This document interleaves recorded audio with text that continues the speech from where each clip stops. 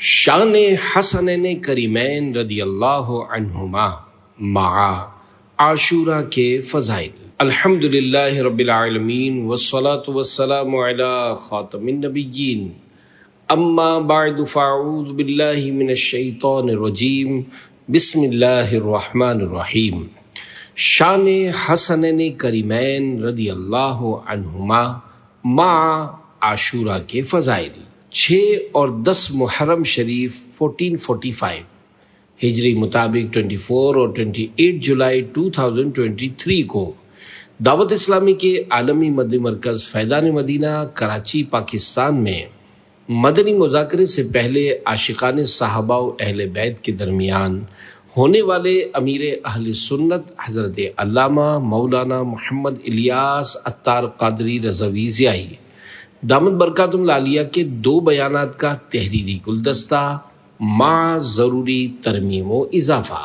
دعائے عطار: یا اللہ پاک، جو کوئی 16 صفحات کا رسالہ شان حسنین کریمین مع عاشورہ کے فضائل پڑھ یا سن لے، اسے عاشق صحابہ و اہل بیت بنا اور ماں باپ اور خاندان سمیت اسے بے حساب جنت الفردوس میں داخلہ نصیب فرما، آمین بجاہ خاتم النبیین صلی اللہ علیہ وآلہ وسلم۔ درود شریف نہ پڑھنے کا وبال۔ حضرت امام حسین رضی اللہ عنہ سے روایت ہے کہ حضور نبی کریم صلی اللہ علیہ وآلہ وسلم نے فرمایا، کنجوس ہے وہ شخص جس کے سامنے میرا ذکر ہوا پھر اس نے مجھ پر درود پاک نہ پڑھا۔ صلو علی الحبیب صلی اللہ علی محمد۔ شان حضرت امام حسن مجتبی رضی اللہ عنہ۔ مشہور صحابی رسول حضرت ابو ہریرہ رضی اللہ عنہ فرماتے ہیں کہ میں جب نواسہ رسول حضرت امام حسن رضی اللہ عنہ کو دیکھتا تو میری آنکھوں سے آنسو جاری ہو جاتے ہیں۔ نبی کریم صلی اللہ علیہ وآلہ وسلم ایک دن باہر تشریف لائے، مجھے مسجد میں دیکھا، میرا ہاتھ پکڑا، میں ساتھ چل پڑا۔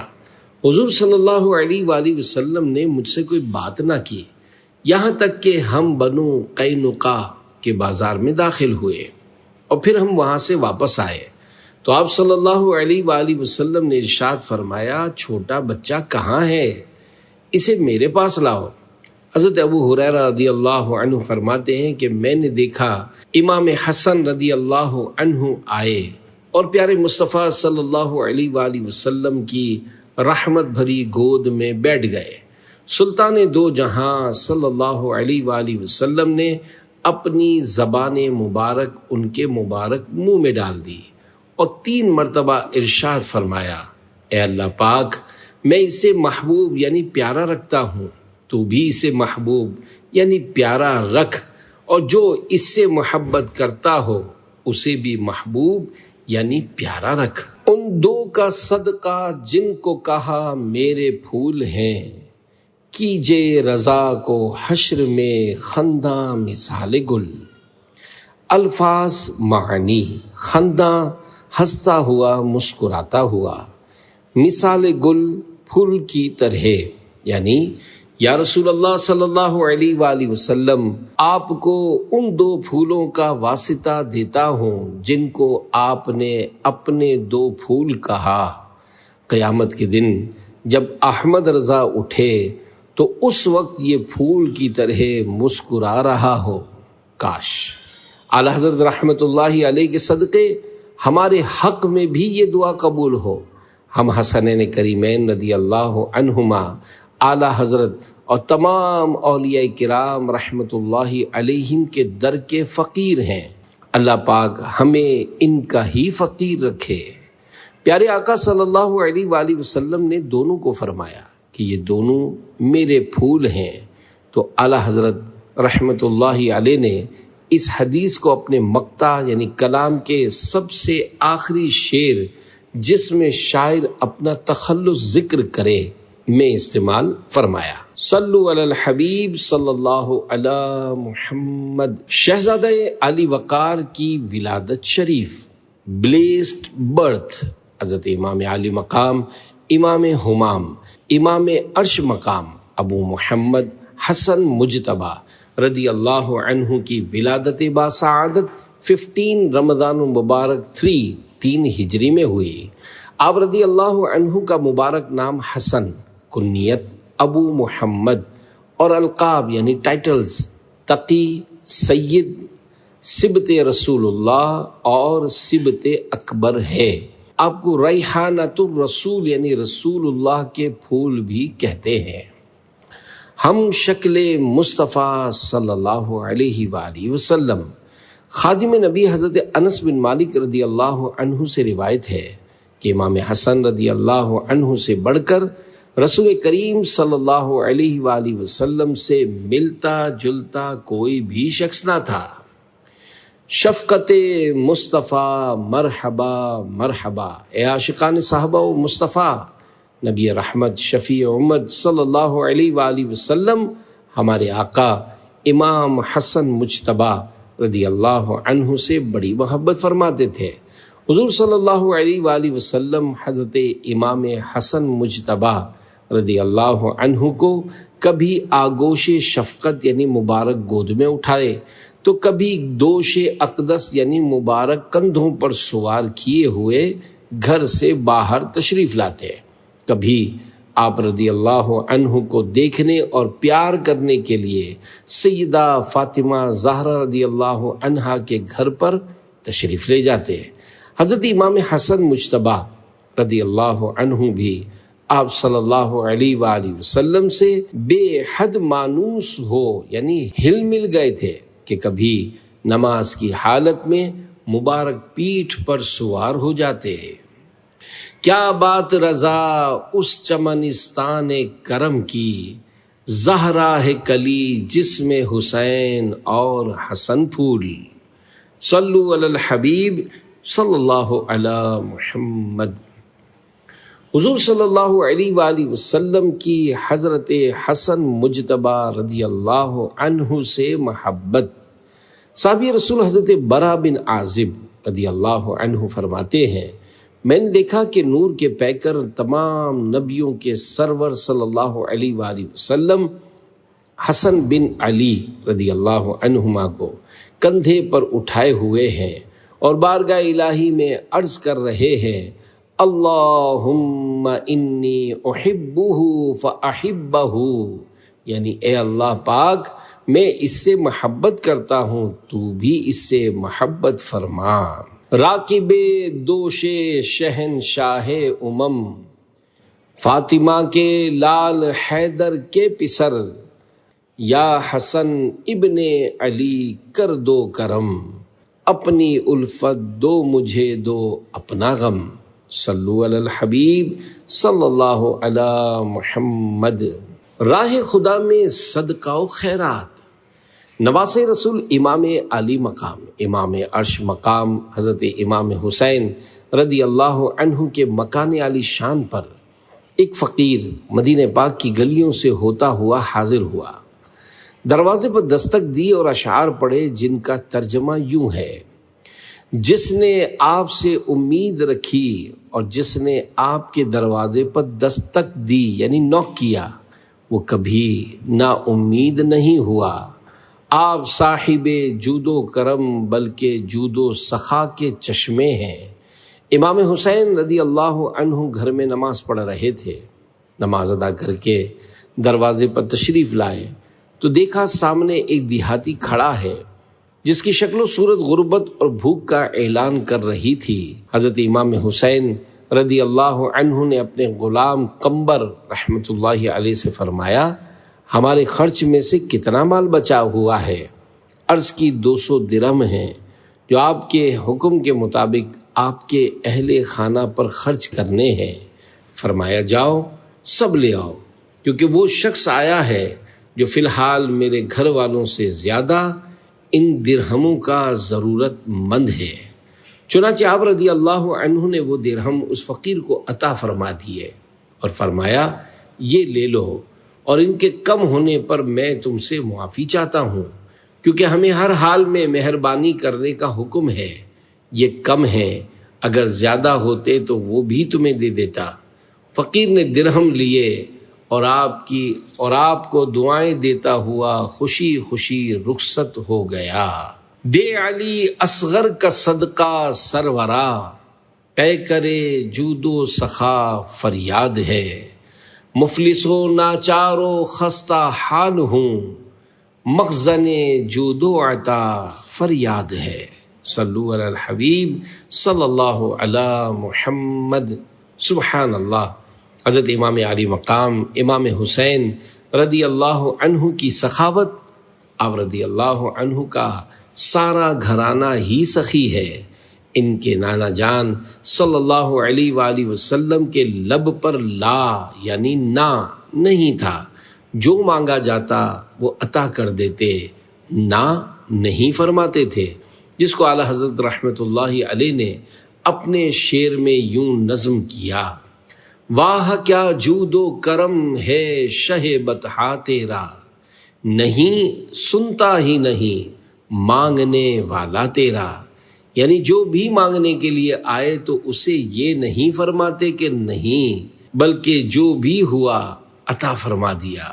صلو علی الحبیب صلی اللہ علی محمد۔ دوسرے شہزادے کا تعارف، سلطان کربلا، سید الشہداء، امام علی مقام، امام عرش مقام، امام ہمام، امام تشنا کام، نواسہ شاہ خیر الانام، حضرت امام حسین رضی اللہ عنہ کا مبارک نام حسین، کنیت ابو عبداللہ، اور القاب یعنی ٹائٹلز سبط رسول اللہ اور ریحانۃ الرسول یعنی رسول پاک کے پھول ہیں۔ اب رضی اللہ عنہ کی ولادت با سعادت یعنی بلیسڈ برتھ ہجری کے چوتھے سال یعنی 4th year 5 شعبان شریف کو مدینہ منورہ میں ہوئی۔ حضور پر نور سید عالم صلی اللہ علیہ وآلہ وسلم نے آپ کا نام مبارک حسین اور شبیر رکھا اور آپ کو اپنا بیٹا فرمایا۔ گھٹی، اذان اور عقیقہ، اللہ پاک کے پیارے پیارے آخری نبی مکی مدنی محمد عربی صلی اللہ علیہ وآلہ وسلم نے اپنے پیارے پیارے نواسے حضرت امام حسین رضی اللہ عنہ کے سیدھے رائٹ کان میں اذان دی، بائیں یعنی لیفٹ کان میں تکبیر پڑھی، اپنے مبارک منہ سے گھٹی عطا فرماتے ہوئے دعاؤں سے نوازا۔ ہمارے یہاں لوگ بچے کا نام رکھنے میں جلدی مچاتے ہیں، بلکہ مستحب ہے کہ بچے کا نام 7ویں دن رکھا جائے اور 7ویں دن عقیقہ بھی کیا جائے۔ نواسہ رسول کی عبادات، اے عاشقان امام حسین، ہمارے آقا و مولا شہید کربلا حضرت امام حسین رضی اللہ عنہ بہت بڑے عابد و زاہد اور ساجد و سجاد بھی تھے۔ چنانچہ شب عاشورہ یعنی 10 محرم کی رات امام حسین رضی اللہ عنہ نے حضرت عباس علمدار رضی اللہ عنہ جو کہ آپ کے بھائی تھے کو ارشاد فرمایا، کسی طرح یہ لڑائی کل تک مؤخر ہو جائے یعنی کل تک لیٹ ہو جائے اور آج کی رات ہمیں اللہ پاک کی عبادت کے لیے مل جائے۔ اللہ پاک خوب جانتا ہے کہ مجھے نماز، تلاوت قرآن، کثرت کے ساتھ یعنی بہت زیادہ دعا مانگنا اور استغفار کرنا بہت پسند ہے۔ اللہ اکبر۔ ہم محبان صحابہ و اہل بیت اور خصوصاً محبان امام حسین رضی اللہ عنہ کے لیے قابل غور بات ہے کہ ہم سے فجر میں نہیں اٹھا جاتا اور ہمارے امام کے سامنے دشمنوں کا لشکر اشرار موجود ہے جو خون کا پیاسا ہے، پانی نہیں مل رہا، بھوک و پیاس کے عالم میں نماز کا کیسا شوق ہے، چاہ رہے ہیں کہ ایک رات اور مل جائے تاکہ اپنے رب کی عبادت کر لیں۔ سچی بات تو یہ ہے کہ محبت اطاعت کرواتی ہے۔ کاش ہمیں سچی محبت مل جائے کہ ہم اطاعت بھی کریں، ان کی پیروی بھی کریں۔ امام حسین رضی اللہ عنہ بہت نیک پرہیزگار اور سجدہ گزار تھے۔ ان کی امی جان بی بی فاطمہ رضی اللہ عنہا بھی بڑی عبادت گزار تھیں۔ یہ سارے کا سارا گھرانہ ہمارے لیے سرمایہ افتخار ہے۔ ہم ان کی عبادات کا صدقہ مانگتے ہیں کہ اللہ پاک ہمیں بھی امام علی مقام رضی اللہ عنہ کی عبادت کا صدقہ نصیب کرے کہ ہمارا بھی نمازوں میں، تلاوت میں، ذکر و اذکار اور درود و سلام میں دل لگ جائے۔ غور فرمائیے، 10 محرم کی رات امام حسین رضی اللہ عنہ کی ظاہری زندگی مبارک کی آخری رات تھی، مگر اللہ رب العزت کی عبادت کا ذوق و شوق کے عین شہادت کے وقت بھی آپ رضی اللہ عنہ بارگاہ الہی میں سجدے کی حالت میں تھے۔ کاش ہم بھی عبادات کریں، شہدائے کربلا کے ایصال ثواب کے لیے، نیکی کی دعوت عام کرنے کے لیے راہ خدا کا سفر کریں، خوب سنتیں سیکھیں اور سکھائیں۔ کاش کاش کاش ہم غلامان امام حسین رضی اللہ عنہ بھی امام حسین رضی اللہ عنہ کے نقش قدم پر چلتے ہوئے عبادتوں اور ریاضتوں میں اپنی زندگی کے شب و روز گزاریں۔ یاد رہے، حدیث پاک میں ہے، بندہ اسی کے ساتھ ہوگا جس کے ساتھ وہ محبت کرتا ہوگا۔ اگر ہم زبان سے امام حسین رضی اللہ عنہ سے محبت کے دعوے کرتے رہیں مگر آپ کی مبارک سیرت کو نہ اپنائیں تو پھر ہماری محبت کو چیلنج ہو سکتا ہے۔ تاہم جس سے محبت کرتے ہیں ان کے نقش قدم پر چلنا محبت کا اعلیٰ درجہ ہے۔ حضرت امام حسین رضی اللہ عنہ نے اپنے مبارک چہرے پر اپنے نانا جان رحمت عالمیان صلی اللہ علیہ وآلہ وسلم کی پیاری پیاری سنت داڑھی شریف سجائی ہوئی تھی۔ آپ کے والد محترم مولا علی مشکل کشا رضی اللہ عنہ کی بھی گھنی بھری ہوئی داڑھی شریف تھی۔ اب ہم غور کریں کہ ہم کیسے محبان اہل بیت اور محبان حسنین امام حسن اور امام حسین رضی اللہ عنہما کے چاہنے والے ہیں کہ حضرت امام حسین رضی اللہ عنہ نے اپنی مبارک زندگی کی آخری نماز فجر اپنے خیمے میں با جماعت ادا فرمائی، جبکہ دشمن چاروں طرف سے تلواریں چمکا رہے تھے اور نیزے اور ڈھالیں تانے ہوئے تھے۔ اہل بیت اطہار علیہم رضوان کی اصل محبت ان کی پیروی کرنے میں ہے۔ امام علی مقام امام حسین رضی اللہ عنہ کی مبارک زندگی سے ہمیں یہ درس ملتا ہے کہ ہمیں بھی 5 نمازیں با جماعت ادا کرنی چاہیے اور وقت آنے پر دین کی خاطر ہر طرح کی قربانی پیش کرنے کے لیے تیار رہنا چاہیے۔ اللہ پاک ہمیں صحابہ و اہل بیت رضی اللہ عنہم کی سچی پکی حقیقی محبت نصیب فرمائے۔ آمین بجاہ خاتم النبیین صلی اللہ علیہ وآلہ وسلم۔ دین کی خدمت کا جذبہ دیجئے، صدقہ نانا جان کا فریاد ہے۔ سنتوں کی ہر طرف آئے بہار، صدقہ میرے غوث کا فریاد ہے۔ یا شہید کربلا فریاد ہے، نور عین فاطمہ فریاد ہے۔ صلو علی الحبیب صلی اللہ علی محمد۔ محبت اہل بیت، اللہ پاک ہمیں اہل بیت اطہار اور صحابہ کرام رضی اللہ عنہم کی محبت سے مالا مال رکھے۔ ان کا عشق رات دن ہمیں تڑپائے، ہمارے دلوں میں ان کی محبت بڑھتی چلی جائے، کیونکہ صحابہ و اہل بیت کی محبت ہمارے ایمان کا حصہ ہے۔ اس میں کمی نہیں، اضافہ ہونا چاہیے۔ جہاں بھی صحابہ و اہل بیت کرام کا معاملہ ہو، ہماری آنکھیں بند ہوں۔ اسی منن والے سوچن والے نہیں، ہم ماننے والے ہیں، سوچنے والے نہیں۔ ہم ان کے غلام ہیں۔ غلام آقا پر کیسے انگلی اٹھا سکتا ہے اور آقا کے بارے میں کیسے غلط سوچ سکتا ہے؟ آقا ہے۔ ہماری سوچ، ہماری عقلیں اتنی کہاں جو آقاؤں کی باتوں کو سمجھ سکے۔ کیسے آقاؤں کا بندہ ہوں رضا، بول بالے میری سرکاروں کے، صلو علی الحبیب صلی اللہ علی محمد۔ عاشورہ کے دن کی تاریخ پرانی ہے۔ اے عاشقان صحابہ و اہل بیت، محرم شریف کی 10 تاریخ یعنی عاشورے کے دن کو خصوصی اہمیت حاصل ہے۔ عاشورے کے دن شہادت امام علی مقام امام حسین رضی اللہ عنہ کے ساتھ ساتھ اس دن کو تاریخی اہمیت حاصل ہے۔ زمانے جاہلیت میں بھی قریش یوم عاشورہ کا روزہ رکھتے تھے۔ نبی کریم صلی اللہ علیہ وآلہ وسلم بھی اس دن کا روزہ رکھتے تھے۔ کسی دور میں اسی دن کعبۃ اللہ شریف کا غلاف تبدیل کیا جاتا تھا۔ کچھ عرصے پہلے ذوالحج میں تبدیل ہوتا تھا۔ آج کل نئے سال کی مناسبت سے غلاف کعبہ محرم شریف کی پہلی تاریخ کو تبدیل کیا جاتا ہے۔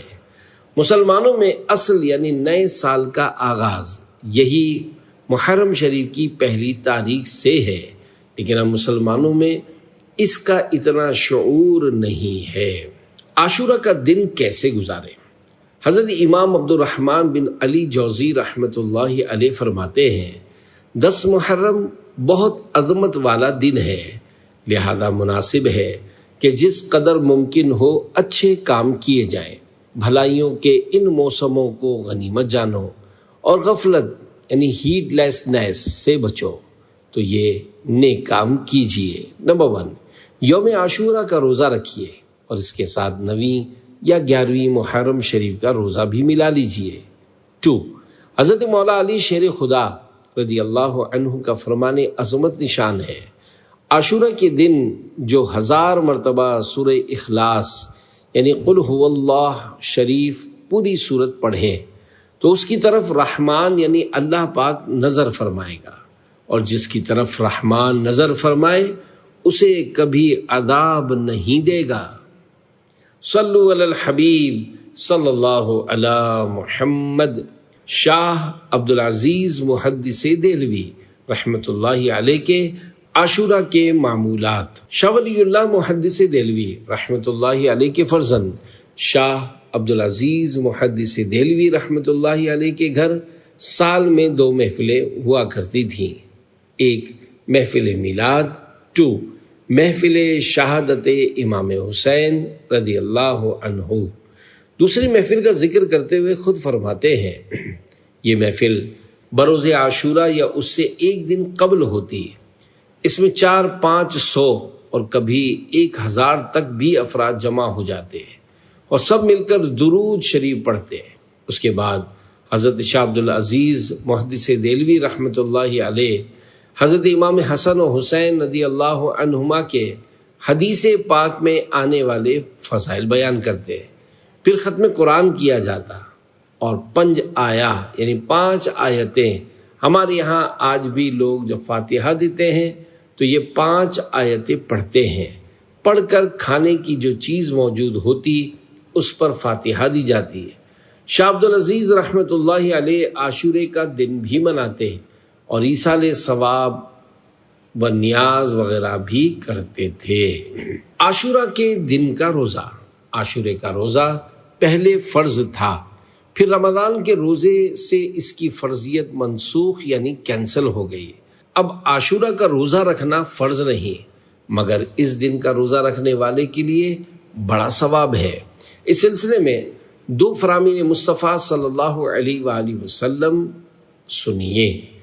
2 فرامین مصطفیٰ صلی اللہ علیہ وآلہ وسلم۔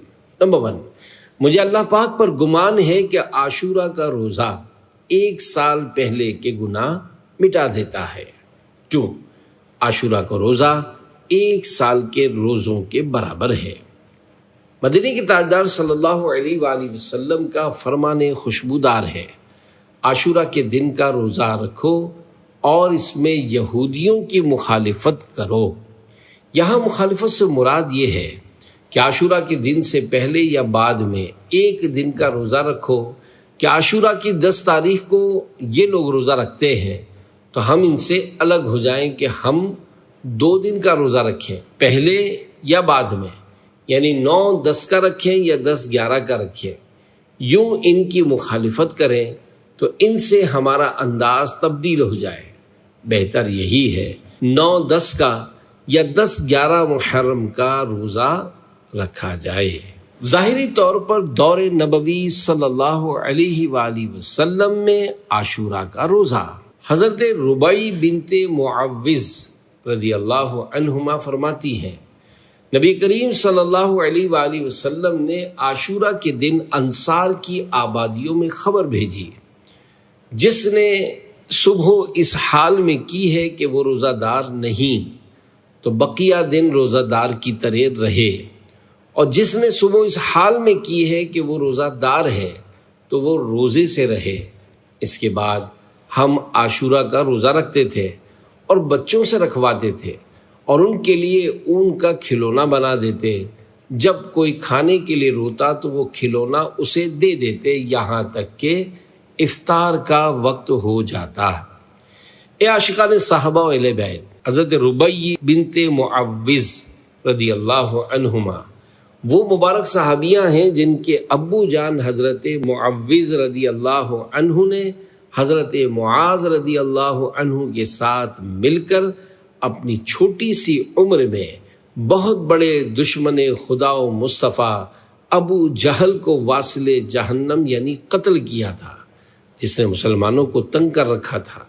ہمارے آقا صلی اللہ علیہ وآلہ وسلم کی خدمت میں جب اس کی موت کی خبر آئی تو پیارے آقا صلی اللہ علیہ وآلہ وسلم نے سجدہ شکر ادا کیا۔ اوپر بیان کی گئی بخاری شریف کی حدیث پاک سے بھی ثابت ہوتا ہے کہ رمضان مبارک کی فرضیت سے پہلے عاشورہ کا روزہ فرض تھا۔ بچوں کو بھی بچپن سے اچھی عادات سکھائیں۔ شرح ابن بطال میں ہے، علماء کرام کا اس بات پر اتفاق ہے کہ عبادت و فرائض بالغ ہونے پر ہی لازم ہوتی ہیں، مگر کئی علماء کرام اس بات کو مستحب قرار دیتے ہیں کہ بچوں کی تعلیم و تربیت کے لیے انہیں عبادات اور روزے کی برکتیں حاصل کروانے کے لیے یہ عبادتیں کروائی جائیں تاکہ ان کی عادت بنے اور بالغ ہو جانے کے بعد ان کے لیے یہ عبادتیں کرنا آسان ہو۔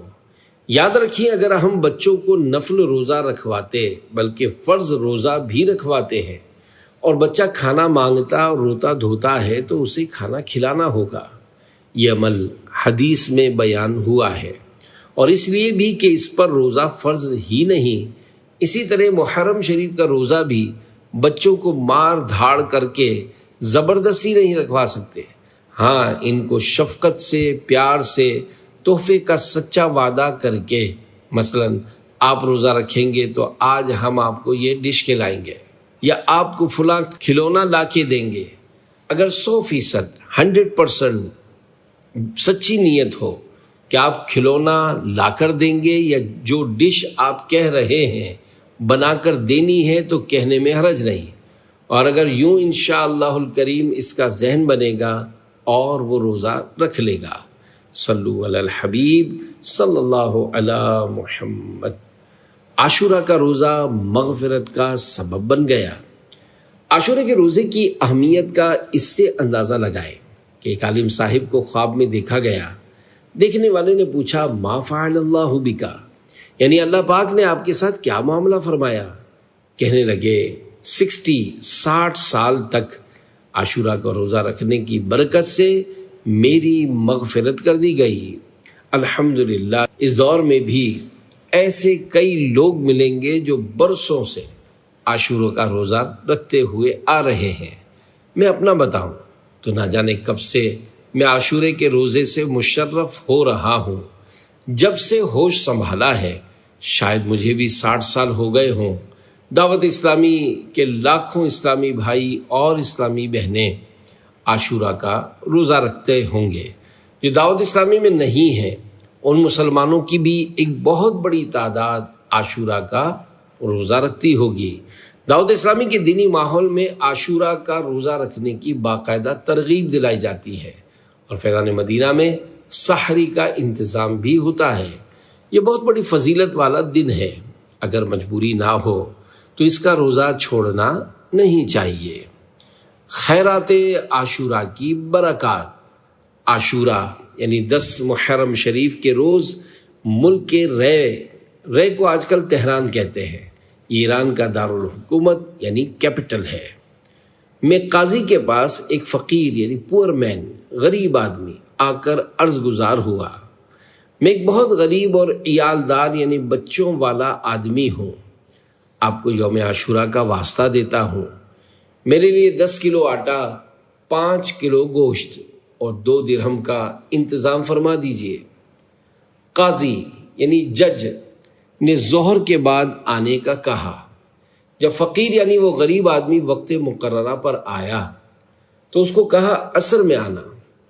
وہ عصر کے بعد پہنچا، پھر بھی قاضی نے کچھ نہ دیا، خالی ہاتھ ہی ٹرخا دیا۔ اس غریب آدمی کا دل ٹوٹ گیا، وہ رنجیدہ ایک غیر مسلم کے پاس پہنچا اور اس سے کہا آج کے مقدس دن کے صدقے مجھے کچھ دے دو۔ اس نے پوچھا آج کون سا دن ہے؟ فقیر نے کہا عاشورہ، اور عاشورہ کے کچھ فضائل بیان کیے، جسے سن کر اس نے کہا آپ نے بہت ہی عظمت والے دن کا واسطہ دیا ہے، اپنی ضرورت بیان کیجیے۔ غریب آدمی نے اپنی ضرورت بیان کر دی۔ اس شخص نے 10 بوری گندم، 1.25 سیر گوشت اور 20 درہم پیش کرتے ہوئے کہا یہ آپ کے اہل و عیال کے لیے زندگی بھر ہر ماہ اس دن کی فضیلت و عظمت کے واسطے مقرر ہے، یعنی یہ ہر مہینے دیا کروں گا۔ رات کو قاضی صاحب نے خواب دیکھا کہ کوئی کہہ رہا ہے نظر اٹھا کر دیکھ۔ جب نظر اٹھائی تو 2 عالی شان محل، لگژریس پیلیس نظر آئے، ایک چاندی اور سونے کی اینٹوں یعنی گولڈ برکس کا اور دوسرا سرخ یاقوت یعنی لال موتی کا تھا۔ قاضی نے پوچھا یہ دونوں محل کس کے ہیں؟ جواب ملا اگر تم اس غریب سائل کی ضرورت پوری کر دیتے تو یہ تمہیں ملتے، مگر چونکہ تم نے اسے خالی ہاتھ لوٹایا تھا اس لیے اب یہ دونوں محل فلاں غیر مسلم کے لیے ہیں۔ قاضی صاحب کی آنکھ کھلی تو بڑے پریشان ہوئے۔ صبح ہوئی تو ڈھونڈتے ہوئے اس غیر مسلم کے پاس پہنچے اور اس سے پوچھا کل تم نے کون سی نیکی کی ہے؟ اس نے پوچھا آپ کو کیسے پتا چلا؟ قاضی نے خواب سنایا اور پیشکش کی کہ مجھ سے 1,00,000 درہم لے لو اور کل کی نیکی مجھے بیچ دو۔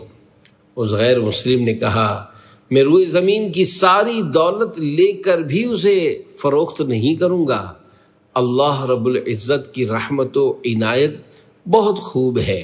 یہ کہنے کے بعد وہ کلمہ پڑھ کر مسلمان ہو گیا۔